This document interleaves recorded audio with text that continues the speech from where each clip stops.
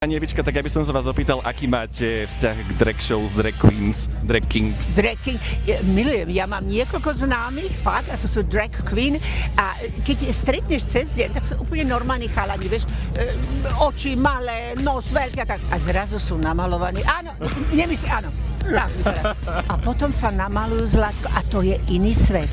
A hneď tú rolu aj hrajú. Ale jaké sú krásne, vieš, akože ono to, veľa ľudí sa na to pozerá, že to sa nedá ani nazvať ako, vieš, ale ja ich obdivujem. To, že majú tú odvahu, sa takto totálne do inej polohy dať a že to aj žijú, vieš. Takže to je krásne a u nás je to podporované v Nemecku, vieš. U nás Olivia z Hamburgu, ona býva na Kies, tak tá je tak úžasná, lebo on je tak úžasný, vieš, ale on je mimoriadne zafarbený, on všade, takže ja si myslím, že to je veľká odvaha, keď to máš k tomu vzťah, alebo je to, neviem, jak, tak to užívaj si, život je len jeden a to je jedno a ľudia neriešme ich.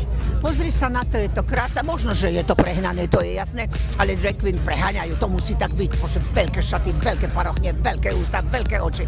Ja to ľúbim. A viete, že pre mnohé drag queens na Slovensku ste vzorom? Oh no, to som ani nevedela. No z takého vychladeného vínka máš takýto sexy hlas. Danke, chlapci moji. Je to tak, my sme zdieľali raz takéto, si dávali rozhovor pre nejaké médium, kde ste vravili, sa vás tam pýtali, že aké to bolo spievať kedysi, že naživo, a vy ste tam vravili, že... Naživo, Zlačko, naživo. To nie je, tu nám musíš len dobre otvárať ústa a mikrofón mať tu a nie tu dole a spievať, vieš. Tak s tým sme sa tak všetci stotožili. Ježišmaria, vidíš to? Čo ja poviem? Nie, ale to je fakt, obdivujem vás, ale naozaj vás obdivujem, je to krása. Samozrejme, ľudia sú rozpolčení, lebo to nejde s týmto náboženským myslením, by som povedala, ale tak nech ľudia žijú svoj život, vieš čo, ja nikdy nikoho neriešim, keď ma niekto urazí, vtedy riešim, ale takto nie a ja si myslím, že to je úžasné. Treba to žiť, máme len jeden život. Áno, tu je to horšie, mám taký pocit, tak sa rozrastá Bratislava. Pozri sa, keď ideš mostom, tak vidíš úplne Manhattan, je to vysoké, ale že by gay boli akceptovaní, alebo drag queen, no tak kde sme? Máme 21. storočie, ja si myslím, že každý, keď chcem s ním sa ľúbiť, alebo žiť, tak žijem s tým, to je jedno. S tým gay mám niečo spoločné, ja ľúbim chlapcov, oni tiež, vieš, takže... Naša slovenská drag scéna sa poslednou dobou, posledné roky rozrastá, áno. A máte nejaký klub? Taký, že Ruido bar, čo je akože taký gay bar, tam to máme teraz po 5. v sobotu. Nemám čas.